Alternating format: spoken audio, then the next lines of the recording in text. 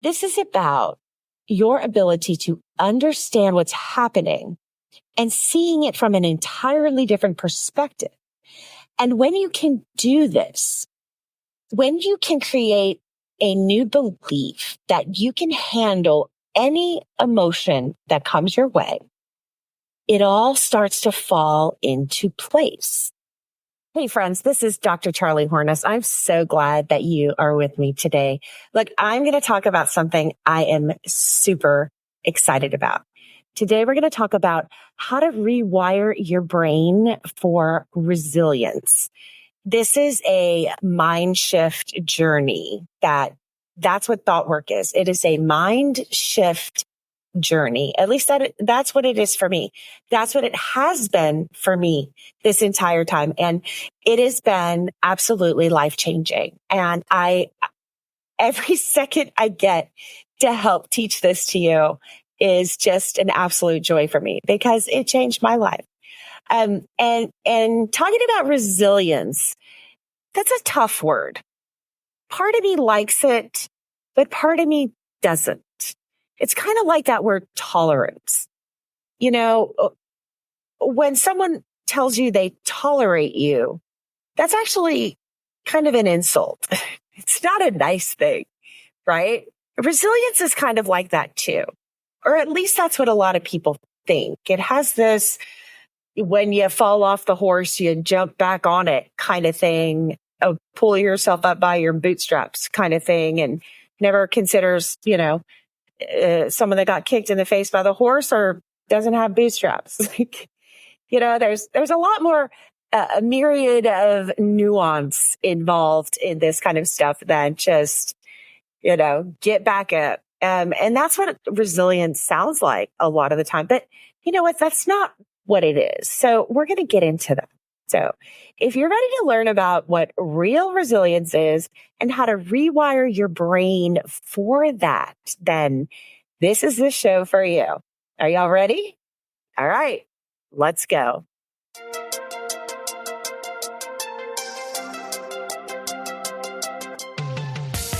I'm Dr. Charlie Hornes, highly anxious people pleaser turned master certified professional life coach. Learning to manage my brain was so life-changing for me that I got certified so that I could teach these incredible evidence-based practices to you. Are you ready for massive change? Let's go. So today, I'm going to show you how we can rewire your brain for resilience. So the next time life throws a curveball at you, you know exactly how to stay grounded and keep moving forward. Now, again, as I've said a million times, this takes practice. You're not going to be great at it immediately. You probably have yet to build any evidence in your evidence file about yourself that tells you you're going to be any good at this. And that's okay. That's what practice is for. This is us building evidence towards you being successful at learning thought work and managing your own brain. So before I learned about thought work and managing my mind and how to rewire my brain and use all of these things, these tools to make significant change, to experience that mind shift that I experienced that has, blown open my view of the world, of my reality, of other people, of how I can choose to react or respond. I mean, it is a life-changing thing once you start to learn this and practice it. And when you start getting good at it, it is amazing. I understand this work about resiliency because I always took negative feedback very hard. And one of the problems with negative feedback is that it depends on the person delivering it. And if you don't know how to manage your brain and you don't understand how your thoughts create your feelings and your thoughts are just responses to circumstances, then you are absolutely powerless over another person's tone of voice. What they think is constructive feedback, you might think is high levels of criticism. And so all of that is so subjective. It's very easy to misinterpret or to read or to speculate or to assume that what you're hearing back is not positive. But that's not always the case. I really understand what it's like when life can throw you curveballs and how important it is to stay grounded in who you are, what you believe, and how you think and feel about yourself. Because otherwise, you are fully giving the power away to the other person. It is entirely possible for me to decide for myself whether or not I have achieved the level of something I want to achieve. I have a brain. I can identify expectations as good as the next person. And I also know when I blow the roof off of them. So I don't need another person to tell me that. Now, if somebody wanted to, great, I welcome it. If somebody had some sort of, feedback or suggestion or criticism, great. Yeah, bring it on. There's always something to learn, right? But I no longer have to give my power away to the responses or reactions or lack of them of other people. And I no longer have to be on that emotional roller coaster of whether somebody responds to me in a way that I think is what I would like to have. Like, again, this goes back to that weird self-centered thing. I don't have the right to tell you what you should think about me. And I don't have the right to get mad at you when you think something about me that I may not want you to think. Because what you think about me is none of my business. A, I shouldn't be trying to change it. And B, I shouldn't be bending over backwards to get you to think what I want you to think. Because I can't make you do anything you don't want to do. That's the golden rule of thought work, is that once we understand we cannot make anybody do what we want them to do, we are free. It is the gateway to emotional freedom and taking the power back in your emotional life and not giving it to anybody else. Now that I've learned how to rewire my own brain to handle even the most difficult moments with calm, clarity, and control. I've learned this. And what's even better than calm, clarity, and control, this is better. Can you imagine something better than that? Yeah. When I don't have calm, clarity, and control, the window that I'm in of this sort of, suffering stage of feeling terrible is so much more narrow. It is like minutes versus days. If that's a good comparison, minutes versus days. I can be resilient in the way that I get back up. I can now get up faster. I can now spring back faster. I can now stop letting emotion that I feel I'm not in control of ruin my day. It doesn't happen anymore. And when it does, on the rare occasion, I have the tools, and I have been practicing this for so long now that I can recover very quickly. So we're going to be diving deep into thought work principles and, what I'm doing. And these are what my teachers always encourage their students to do. I'm blending a lot of the insights that I've learned from my own coaches, my teachers, and their approaches to emotional resilience, and combining them with some of my own processes and my own research. And my goal is to kind of give you real tools that you need to start this rewiring process, and start it today. So my hope is that you will leave this episode with one simple but powerful step that you can take away today to start building your own resilience. And trust me, it's a game changer. All right. So what is resilience through the lens of thought work? So resilience isn't about avoiding failure or hardship. Although a lot of folks describe it as bouncing back, right? And I'm using my quotes if you're not watching, bouncing back from stuff. It's a belief that you can handle any emotion that comes your way. So there is a sort of bounce back part of the definition for sure. But that's not the point. The point is you've done enough of this practice and this discipline and this work that it's kind of automatic now. It's not an onus on you. It just happens organically. See, that's the brilliance of thought work. I don't remember changing anything about myself.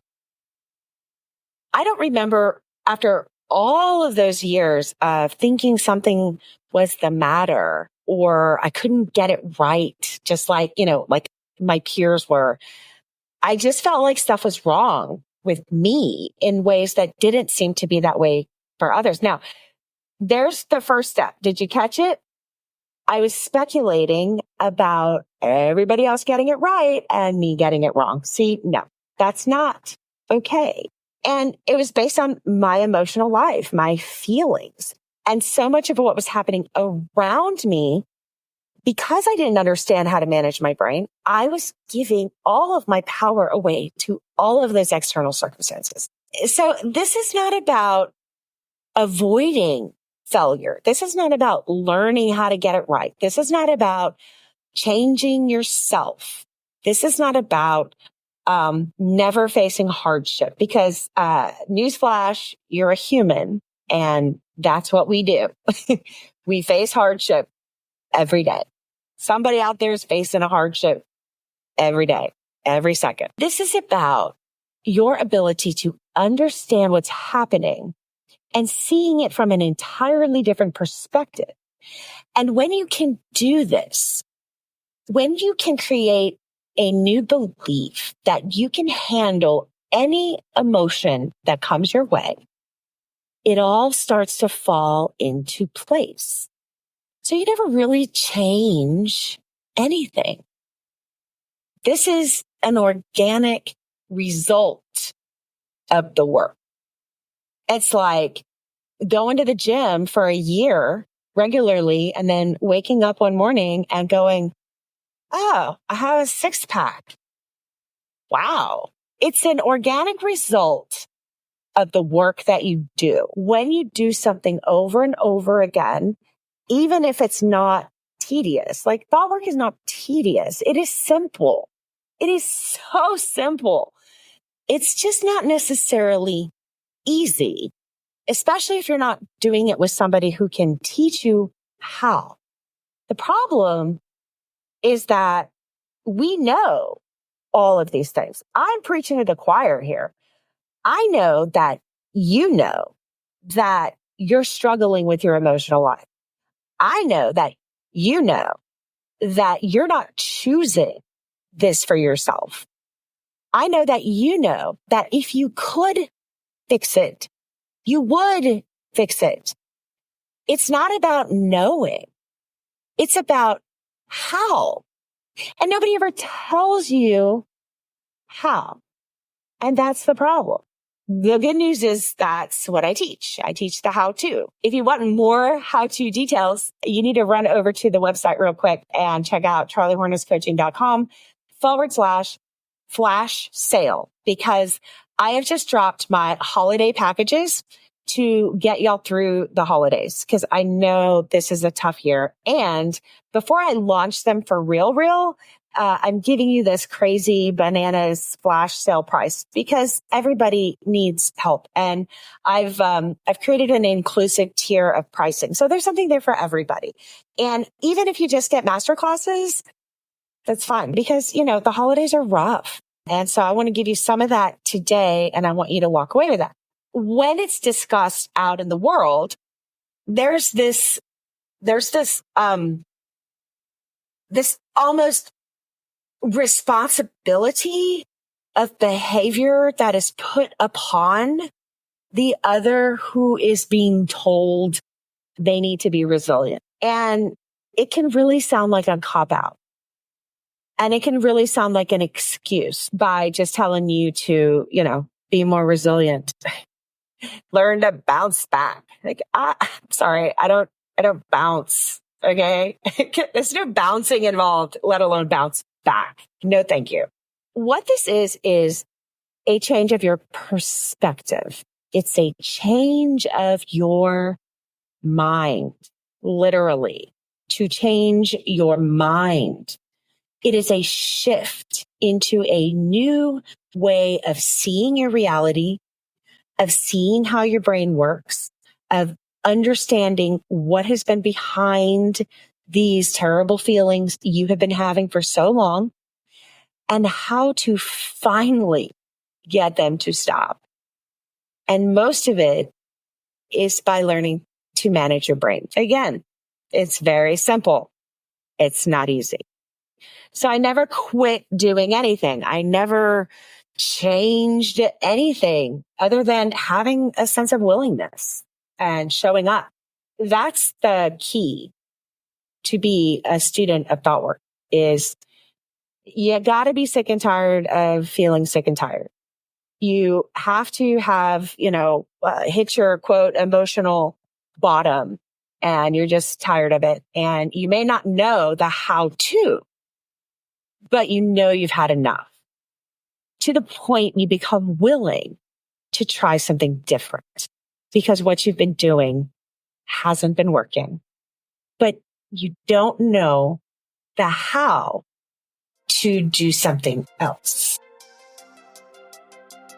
I've got a place now where I can put everybody's resources in one storefront. What's really cool is when you use the what we call affiliate links, and I'm now becoming an affiliate for a whole bunch of different things.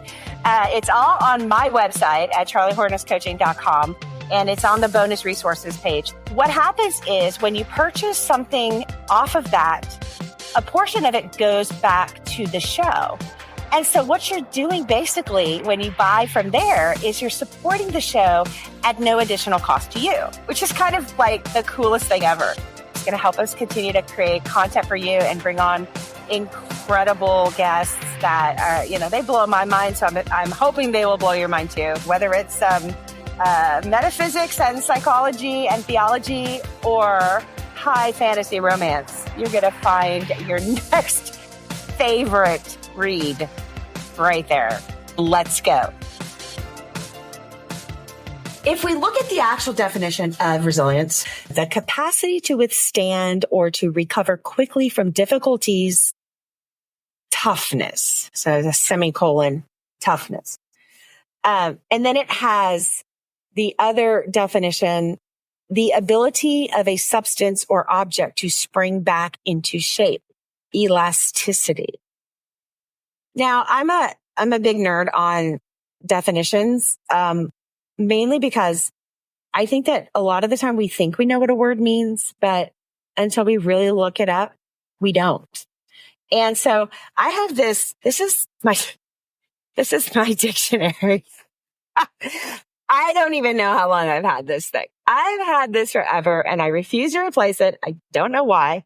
I have been underlining definitions in this my whole life. And, for some reason, it's the Oxford American Dictionary. But every time I look up something in here, it's really interesting. It's always different than what I find. And I don't know if that's like a dictionary angel in here or what. But, and so I had to go to my trusty little busted up dictionary. And I was like, oh, well, I've already looked this one up because I have it totally, starred. I have stars by it. And so this one says, similarly, springing back to its original form after being bent or stretched. It's different language. Springy. That sounds happy. And of a person readily recovering from shock or depression. That's very different than the Googles. Now that gives me an entirely different perspective on resilience. And when I first saw that definition preparing for today, I was a little taken aback because when we're talking about a human being bent, that's like, it reminds me, it makes me think of the phrase about, trying to break someone's will. We're not made to be bent.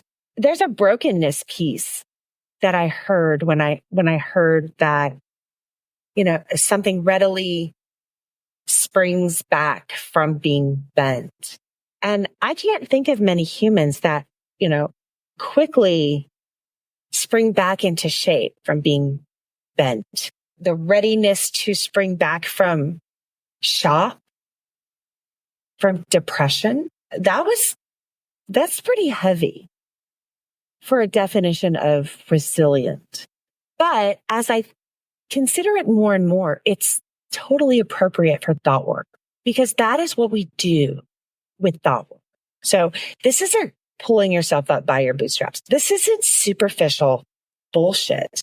And so you can, through thought work, absolutely quickly spring back from being bent because there's no bending in the first place when you know about thought work.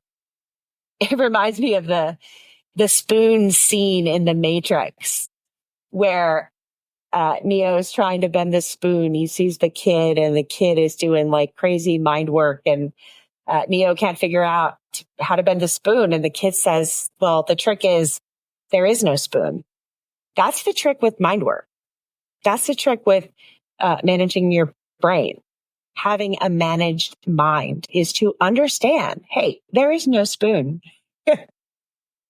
There is no outside force that is actually trying to break my will or bend me.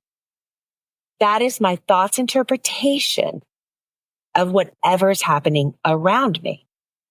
And if I allow the first thought that jumps into my brain, which is typically negative because, that's how your brain works to keep you safe. It's trying to help you in the worst way possible.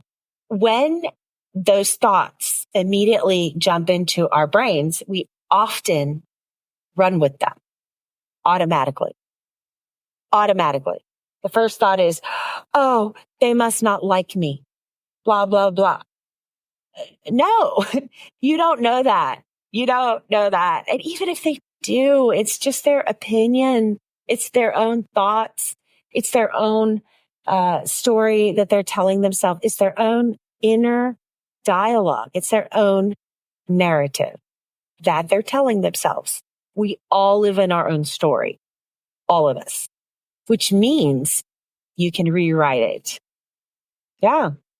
That's that first masterclass that I'm dropping right now is rewriting your inner dialogue.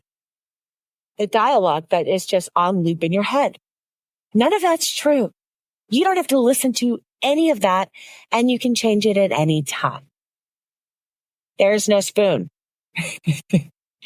It's not a thing.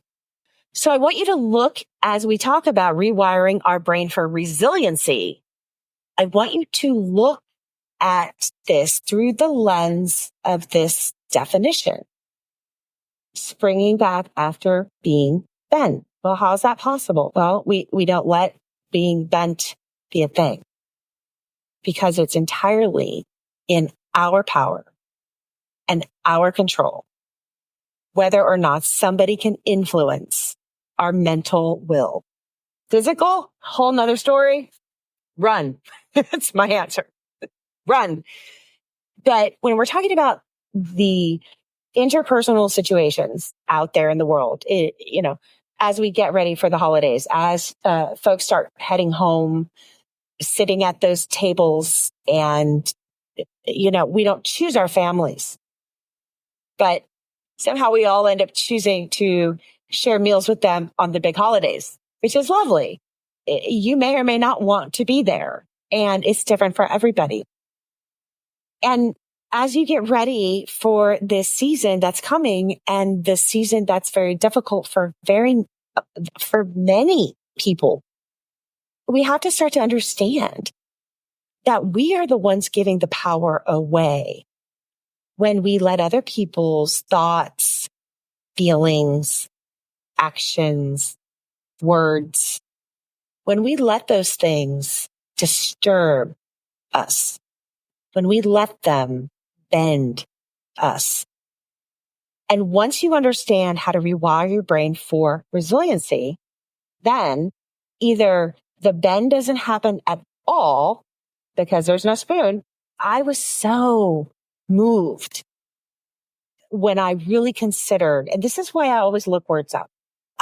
They always give me this deeper level of understanding. And then I can just, you watch me, I can just like spin out into the metaphysics of what does this mean? And how can I parse it out? It reminds me of my Hebrew and Greek classes where I would just like sit there and try to like figure out the word and what did it mean. So the idea of learning about emotional resiliency is not about fixing the external world around us, nor is it about fixing the negative emotions within us. Both of those are putting the onus where it doesn't belong, putting the responsibility where it doesn't belong. Both of those things can make you feel terrible about who you are because you feel like you're not getting it right. When you can understand that you can control how you react to the thing, that's the key. When you can take back control, when you can identify what's coming out of other people's mouths doesn't matter as far as how it affects you and how you should feel about yourself.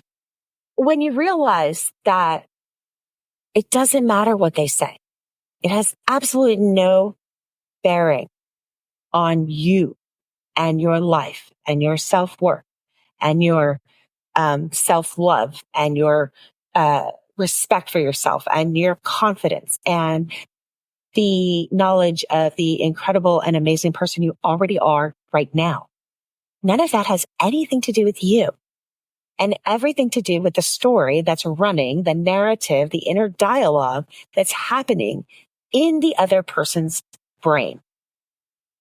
And once you let go of that control, once you understand, even if it's in a negative way, that you're not going to be able to avoid your negative emotions and you're not going to be able to change everything around you. You can't change other people and you surely often cannot change your circumstances. But what you can control is how you choose to react to such things. Or even better, how you begin to respond to them, how you begin to become aware of them, how you begin to start to see yourself in the moment and watch the other person in the moment and go, wow, there's an emotional child right there. That's why I talk all the time about now, if you want to come at me in a way that used to paralyze me in the past, you may be met with a pretty significant belly laugh from me because now it's almost funny, like funny, comical when you understand that other people's narratives running in their brains and the lens that they're filtering it through, and how whatever their perspective on you is being filtered like coffee through that. And it's giving them what they want to think about whatever. But often it's just auto thoughts, Oh, I don't like that person, or, oh, I like that person.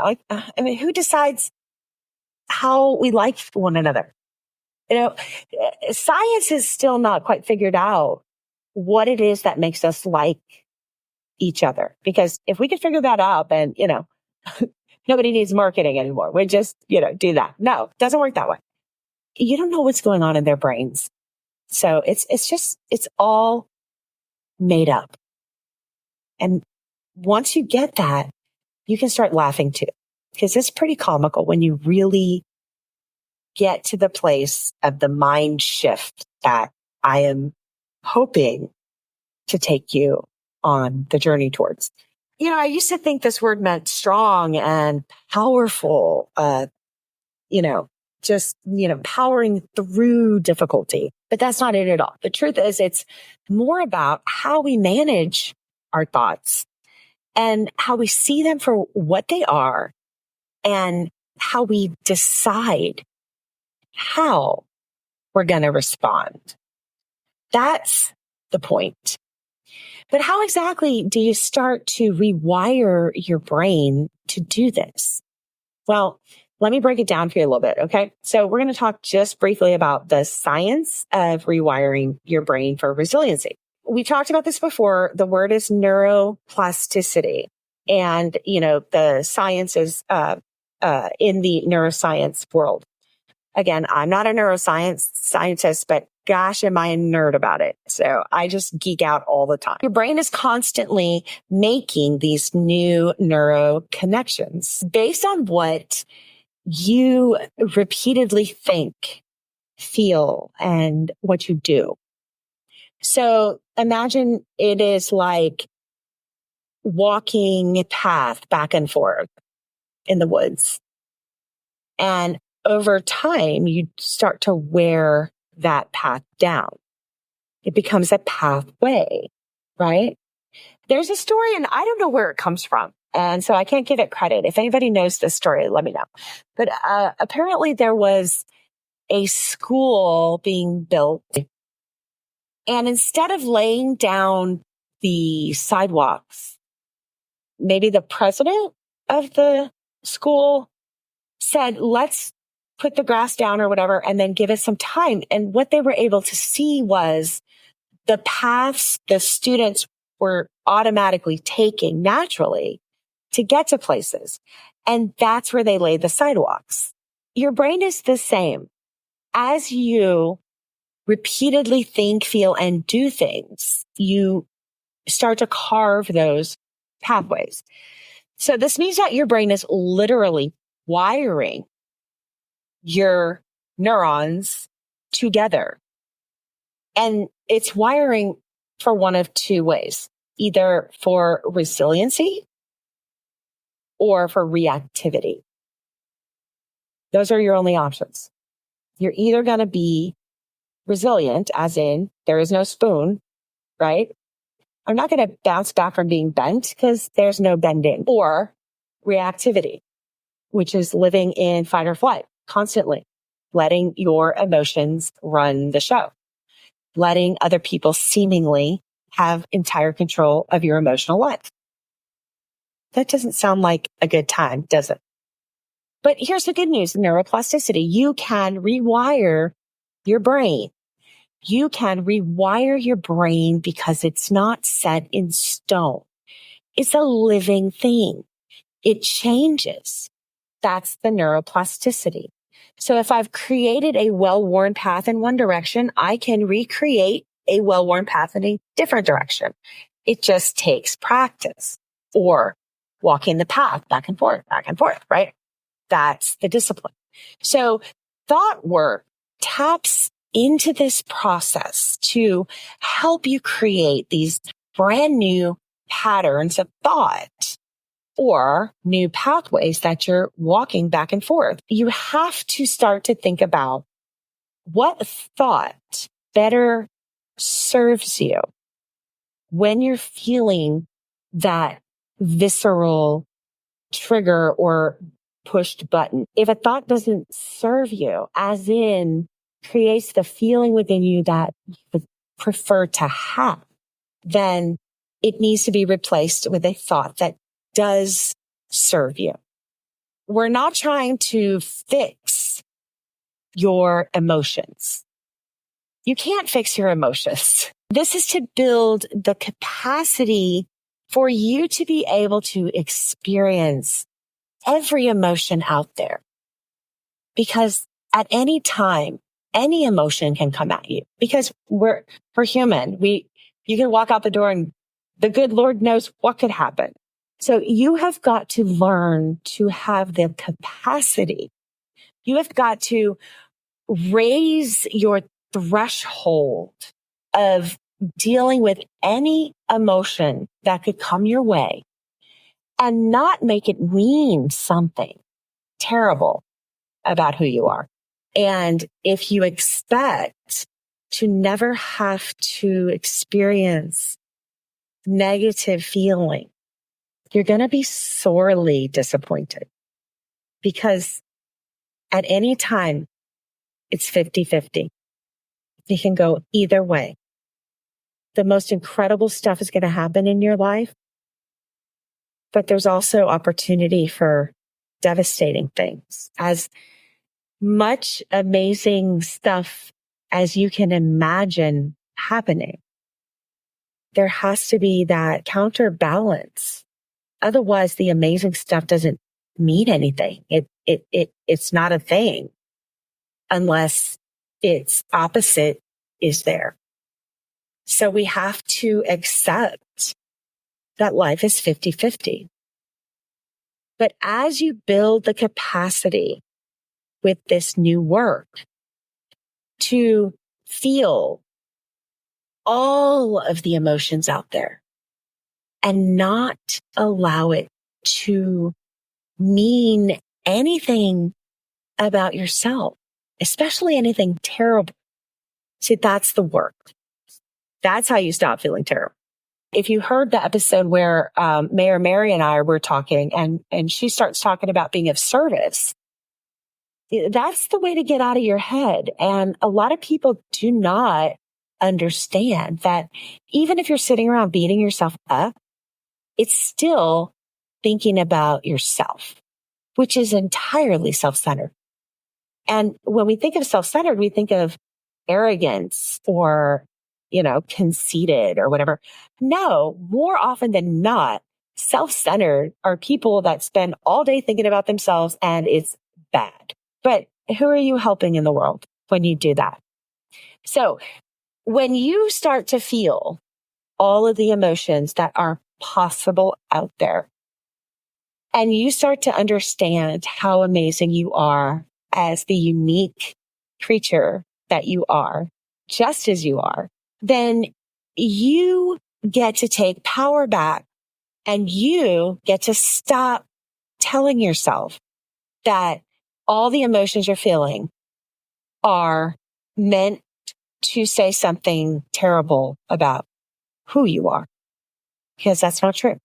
You don't have to do that anymore. And, I've rewired my brain to deal with these types of challenges and changes that come at us that bring pretty strong physiological responses to buttons getting pushed and all that stuff.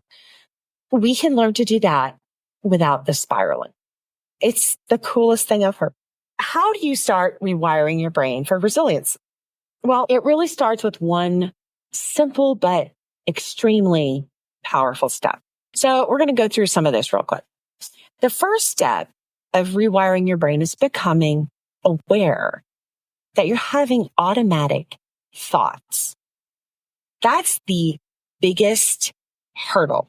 When you start to feel, yep, that's a clue And instead of feeling yuck and buying into whatever the thought is that's running over and over in your head, I'm such a jerk, I'm such a blah, blah, blah, whatever. I mean, it's different for everybody, but if you can start to notice, that's it. You have to become aware of the automatic thoughts so that you can then identify them. So those knee-jerk reactions that, they seem to come out of nowhere, or you feel like you're out of control emotionally, it's not that you're out of control. It's that you're having a thought that's pretty awful about yourself. And you may think it stems from outside circumstances, but it doesn't. It's just word salad in your brain. This new training, this new understanding of the somatic methodology of mental health practices, it is so true because we have to start with our body because that's where we feel. And it's the feeling that is sort of the gateway to understanding what's behind feeling terrible. Because if you didn't feel terrible, you wouldn't have a problem, right? I mean, I could think terrible things in my brain all day long, but if I don't feel bad about myself, who cares? So it's about our feeling. That's what it comes down to. How do you feel about yourself? So once you can identify these automatic thoughts, these knee-jerk reactions, and these awful feelings, then you can start to challenge them. A lot of our automatic thoughts come from socialization. So what do I mean by that? I mean, we're taught since we're born the quote unquote expectation society has of us. Just take the simple girls, baby girls get bought a bunch of pink crap when they're born or at the baby shower. And baby boys get a bunch of blue crap when the baby shower is happening because we're socialized to put boys in blue. So we are taught that if that's not how things go, we should be judgmental because that person is not fitting into the expectation of the societal wishes. And often, if we're not living up to some, made up social expectation, we immediately feel bad about ourselves. And we've never really questioned these things. Where do they come from? Who made them up?